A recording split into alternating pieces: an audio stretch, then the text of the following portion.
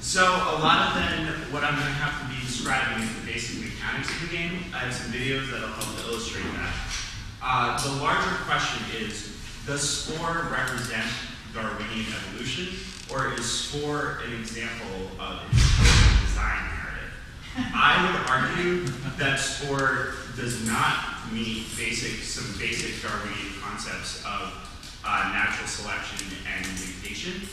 And due to the presence of both the auteur, Will Wright, who was very present in the marketing and larger discourse around the game, and the agency of the player to create their own creatures, ultimately the game reinforces ideas that we have that our world is the product of an intelligent designer. So what we're looking at right here is the box art. This is a pretty iconic image.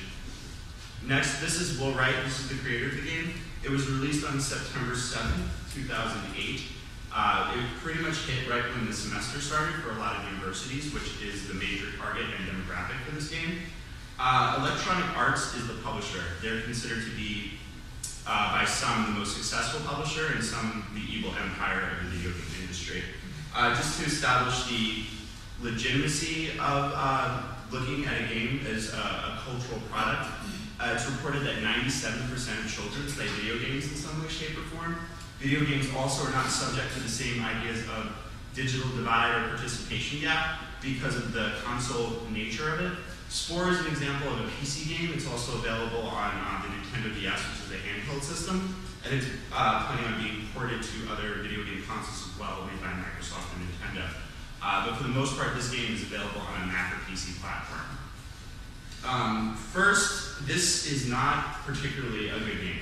It is a decent game. It is a very expansive game. The average review through various online compiling sites is 84%. This did not match the expectations of the video game industry. As you can see, this has been on the cover of, this is just a small example, this has been a huge push for marketing, getting this on the cover of various magazines. These cast of characters that are featured, I'll go back to the slide as well. Some of these characters are present in all of this style of graphical advertising for the campaign, so you get certain consistent characters, and one quality that's present in all of them is the holding of a weapon. The game presents you with the choice of essentially from the beginning being a carnivore, or a herbivore, or an omnivore. This translates socially later on in the game to being a diplomatic society, a militaristic society, or somewhere in the middle. These are some pictures of the advertising campaign that was in a lot of cities around the country, particularly anyone who was in the Harvard Square T-Stop.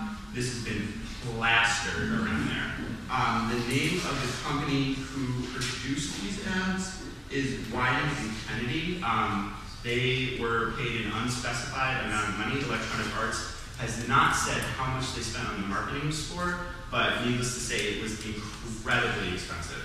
And industry projections are that they have not yet turned a profit on the production of this game. So these are just a variety of cities where they had ads, and these kind of outline characters. There's a fixed amount of them, but they're definitely you're able to recreate them in the game within the creation options. So here's another. All right, now I'm going to show you a video. The game is divided into 5 stages. The first is the cellular stage. You begin playing the game essentially as a single-celled organism, and you float around the sea after your asteroid crashes into a planet and life begins.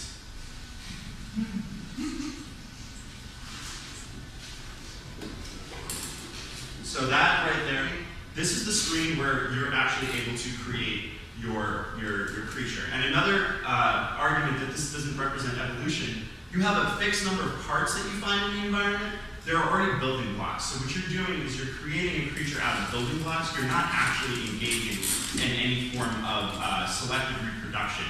It's merely a toolbox where you collect what you want and you can kind of plug it onto the creature if you have the available food money, which you'll see right here down the bottom of the screen.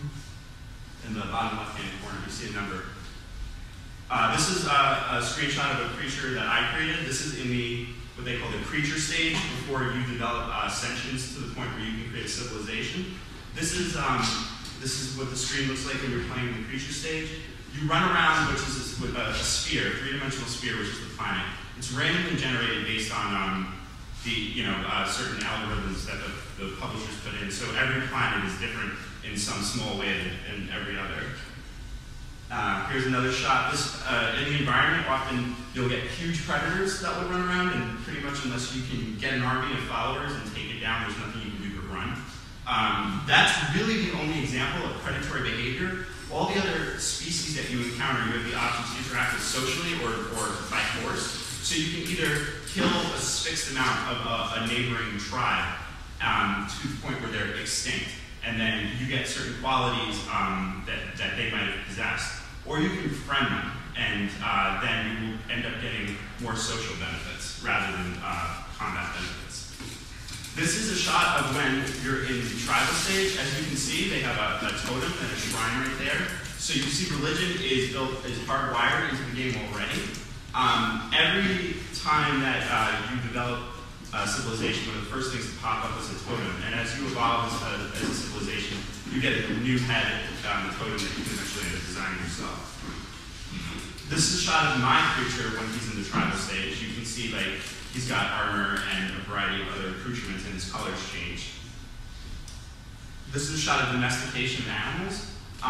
This is a very small part of the tribal stage, but it's still interesting that you can take non-sentient species by the game standards and keep them in captivity. This is a shot of once you reach the city stage, which you develop actual technology. You can see that the buildings here are designed by one of the users that I took these images from, but you can pretty much make the buildings look however you like. Here's another shot of the city. This is more getting towards the space stage. Here's a planet side view. This is when you have the ability to kind of move out into the galaxy. In this model right here, the planets are all connected. You can jump by star system to star system. This is when it goes into the online mode. Everybody creates their own civilization, grows it to the point from cell to space travel, and then you go online, and everybody's in the same universe. And so you have your own civilization, you're interacting with others. The ultimate goal is to expand your empire. It's interesting here is a greater reference of how Spore represents our expectations of the future. That we are going to develop space travel, and we are going to continue to go and colonize other planets. That's all well and good, but this is not simply an idea from Spore. This is represented pretty much in all popular science fiction media that eventually empires will go to war in space. So we always have a constant depiction of war in the future, and that civilizations will rise and fall depending on their strengths. Let's see if I can get this video to work right here. All right, this is an example of terraforming and then destroying a planet within the game. They drop the terraforming bomb, which will then allow, pretty much instantly, you'll see the planet will start to transform, life will be added.